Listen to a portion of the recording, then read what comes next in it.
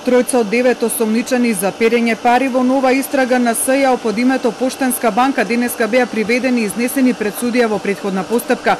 Колес Милевски, Томе Главчев и Радко Димитровски се осомничени за перење пари со незаконска приватизација на Поштенска банка, за која пак за злоупотреба на службена должност покрај Главчев и Димитровски се обвинети поранешниот премиер Љупчо Ѓоргиевски, тогашниот вице-премиер Маријан Ѓорчев и министер за финансии Никола Груевски, но за овие тројца делото е застарено за да можат кривично да бидат гонети.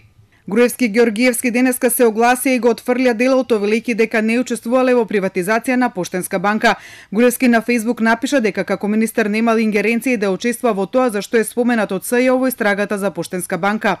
Ниту како министер сум имал ингеренции да учествувам, ниту најголем дел од луѓето во тоа време лично сум ги познавал, ниту знам што и дали воопшто имало нешто противзаконски, ниту пак на било кој начин сум учествувал.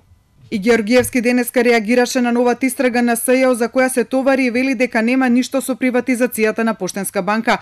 Тој на својот Facebook профил напиша дека пред неполна година бил повикан од СЈ каде му била презентиран разговор на Главчев со висок функционер од власта, при што го споменува и Никола Груевски, кој како дел од првата влада побарал од него да учествува во приватизација на Поштенска банка. Според Ѓоргиевски, осомничениот Главчев 3 пати ја менувал изјавата во СЈ за неговата инволвираност како тогашен премиер во приватизацијата. Ѓоргиевски при тоа наведува дека сите други обвинети негирале дека некогаш со него воделе разговор за приватизација на банката.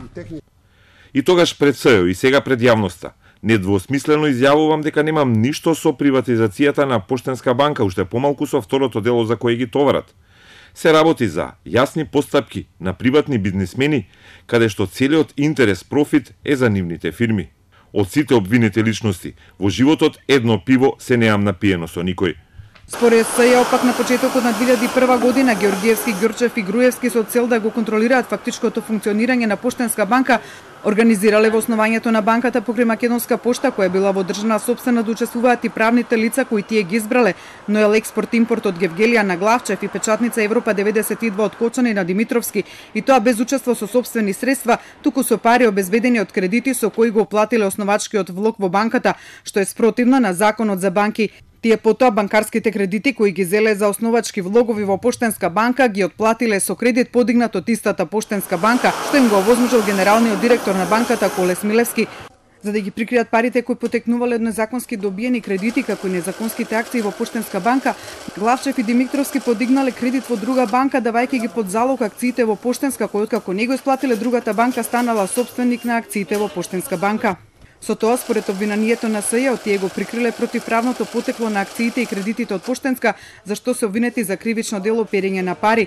Со цел да извлечат уште пари од банката, Смилевски, Главчев и Димитровски направиле обид за докапитализација на банката со издавање на втората емисија на акции за однапред познати купувачи. Докапитализацијата не била одобрена од Народната банка, бидејќи управителите на ГД Тиквеш Кавадарци, ГП Бетон Тетово, МИ Кавадарци, Венгел Скопје, Езимит Груп Штип и Жито Скопје се обиделе акциите да ги купат со средства од истата банка. Тие, иако немале право од Смилевски, добиле обештетување од банката во вредност од по 13 милиони денари, со што тие се стекнале со противправен имот од над 81 милиони 700 илјади денари. СЈ наведува дека управителите на компаниите знаеле дека договорите се фиктивни, но действувале како членови на група што се занимава со перење на пари.